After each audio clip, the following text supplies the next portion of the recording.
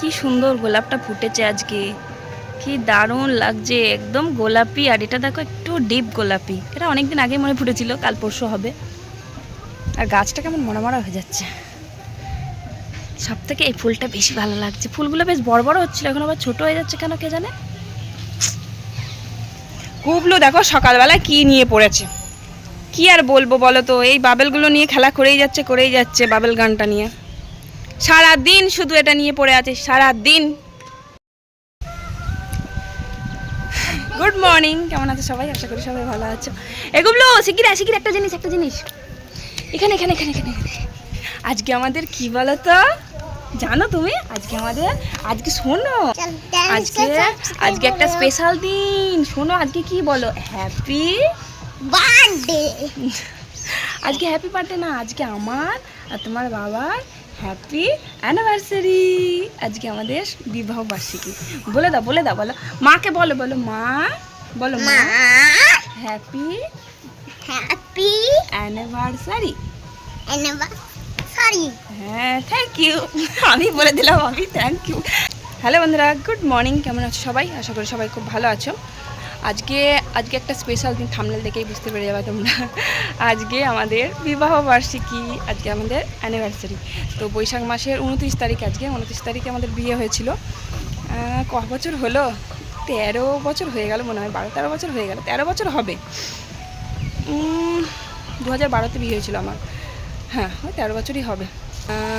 আর গরমটা আগের বারের থেকে কিন্তু কম আছে, ওই যে ওয়েদারের জন্য। ওয়েদারটা কি দারুণ, দেখো কি সুন্দর মেঘলা মেঘলা ওয়েদার, আর রোদ নেই, হাওয়া দিচ্ছে, খুব হাওয়া দিচ্ছে। আজকে আমার কাজ হয়ে গেছে, নিচে যাব, এখনও ভাত বসানো হয়নি, ভাত বসাবো। আজকে কিন্তু দেরি হয়ে গেল, একটু তাড়াতাড়ি ভাত বসানো হয়। আর বড় ছেলে তো মর্নিং স্কুল চলছে, ও সকালবেলা চলে গেছে স্কুলে, 6:45-7টার দিকে চলে যায়, কারণ অনেকটা দূরের রাস্তা তো, যেতে সময় লাগবে। 7:30টার মধ্যে স্কুল বসে যায়। গুবলু দেখো ওই কি বলে বাবেল গানটা নিয়ে খেলা করছে, দেখো সারাক্ষণ ওটা নিয়ে খেলা করছে। দেখ না, আমি একটুখানি খেলবো। হ্যাঁ, আমাকে একটু দে, আমাকে একটু দিলি। রোদ থেকে সরে আয় দিদি দিদি দিদি দিদি দিদি দিদি। গুলি মারবো না, আমি খেলবো, তুমি অনেকক্ষণ খেলেছো। দিদি দিদি দাঁড়া, ছোটে চলে গেল আমার। দাদা আমি আমি আমি আমি গুবলুকে গুলি মারবো, গুলি।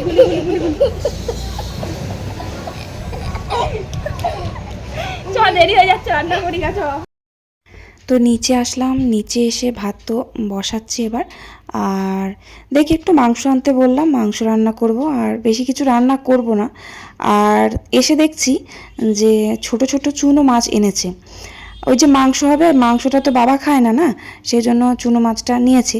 আবার দেখছি ফ্রিজ খুলে দেখছি ফ্রিজের মধ্যে গুগলি তো দেখে আমার মাথা গরম হয়ে গেছে। আমি বলছি, আজকে তুমি গুগলি কেন নিয়েছো? গুগলি এবার অন্য দিন নিলেও তো পারো, আজকে কেন নিয়েছো?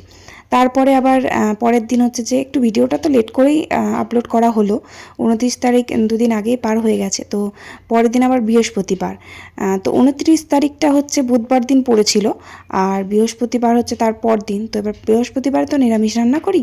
তো এবার আমার বরকে আমি সেটাই বলছি যে কালকে আমি গুগলি তো রেখে দিলে রাখাও যাবে না, কারণ গুগলিটা রেখে দেওয়া যায় না, মানে বাসি ওটা খাওয়া যায় না, নষ্ট হয়ে যায়। মাছ টাছ হলে রেখে দেওয়া যায়, ছোট ছোট মাছগুলো আছে। আবার গুগলি, আবার মাংস রান্না করব, মানে আমি বলেছিলাম যে একটু যদি সবজিওয়ালা যায় তাহলে একটু পুঁই ডাঁটা নিও, অনেক সবজি আছে, সবজি দিয়ে পুঁই ডাঁটা করবো, আর একটু মাংস করব, আর যদি মাছ থাকে তাহলে মাছের ঝোল করে দেবো বাবাকে। তো সব একদম গন্ডগোল হয়ে গেছে, পুঁই ডাঁটা তো নেয়নি, তারপরে আবার গুগলি নিয়েছে, আবার ছোটো ছোটো চুনো মাছ। তো এবার কী রান্না করবো আমি মাথাতেই কাজ করছে না, মাংসটা তো হবে ধরো। তো এবার আমার না, মানে বিবাহবার্ষিকীর দিন স্পেশাল কিছু রান্না করতে ইচ্ছা করে না, একদমই ভাল লাগে না। আমার যদি ছেলের জন্মদিন হয়, বিশেষ করে আমার বড় ছেলের জন্মদিনে আমার অনেক রকমের রান্না করতে খুব ভালো লাগে, বা আমার বরের জন্মদিনেও তাই। বেশ 5 রকমের ভাজা থাকবে, শাক থাকবে, মাছ, ডাল, চাটনি, পাঁপড়, মাংস, সব রকমের আমি কিন্তু রান্না করি। তোমরা দেখেছো আমার ছেলের জন্মদিন হোক বা আমার বরের, আমি বেশ সব রকমের রান্না করি, সাথে পায়েসও করি। তো আমার বিবাহবার্ষিকীতে সেরকম কিছু রান্নাবান্না করতে ইচ্ছা করে না, মানে ভালো লাগে না আমার করতে। তো এবার আগের বছর তো এক জায়গায় ঘুরতে নিয়ে গেছিলো, কালনাতে শিব মন্দিরে ঘুরতে নিয়ে গেছিলো।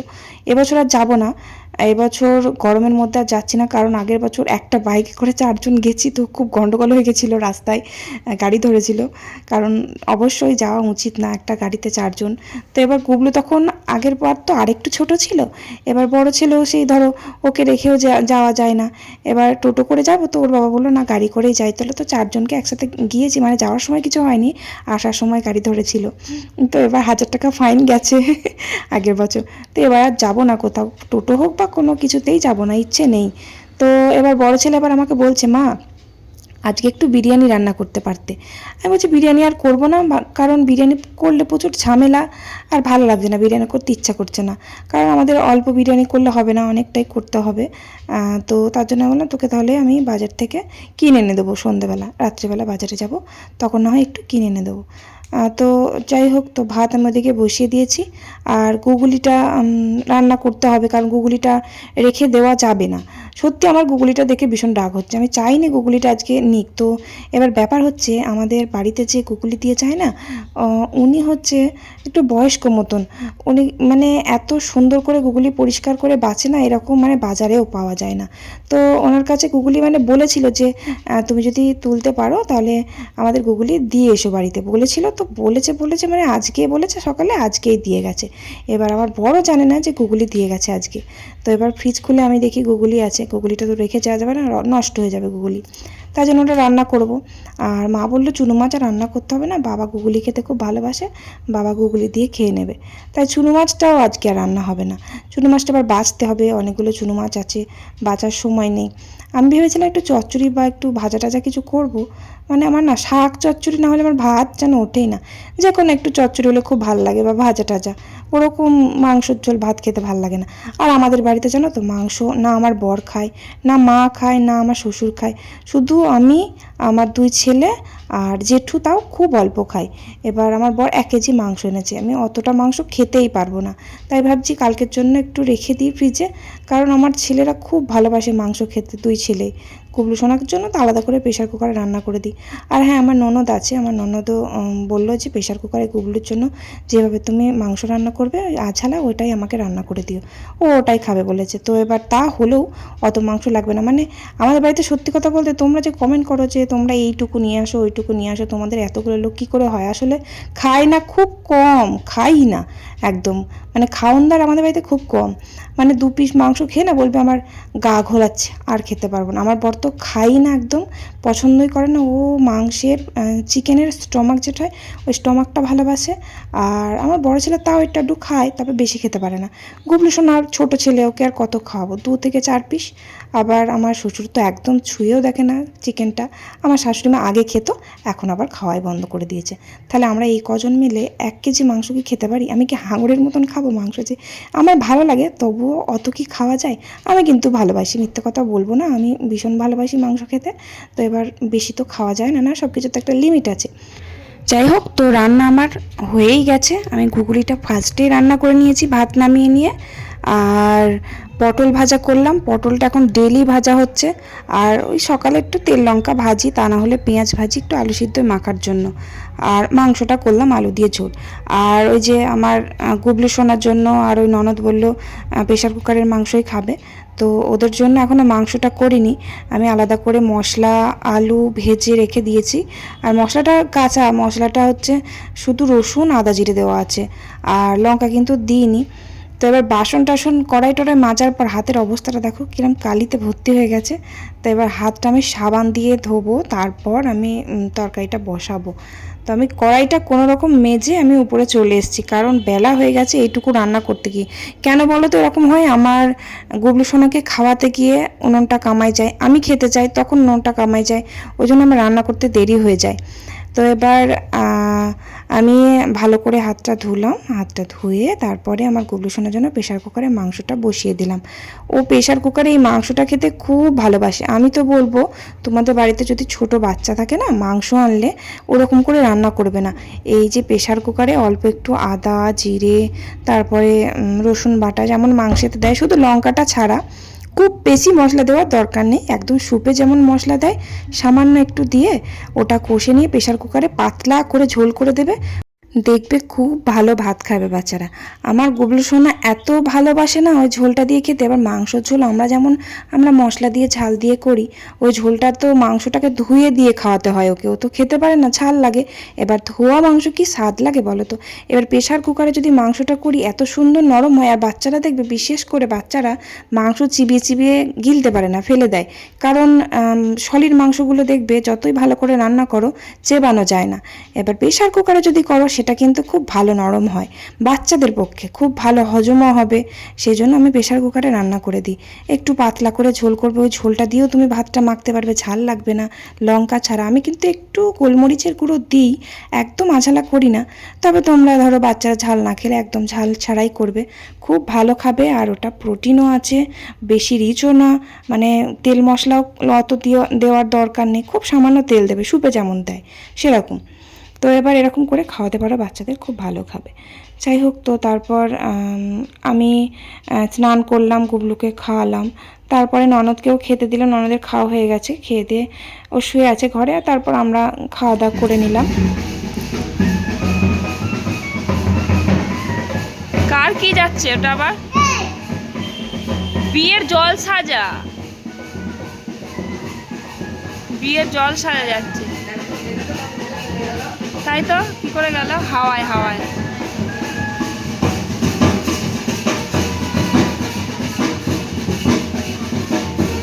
বুদবুদিগুলো দেখ কত দূর যাচ্ছে হাওয়ায়, সুন্দর লাগছে।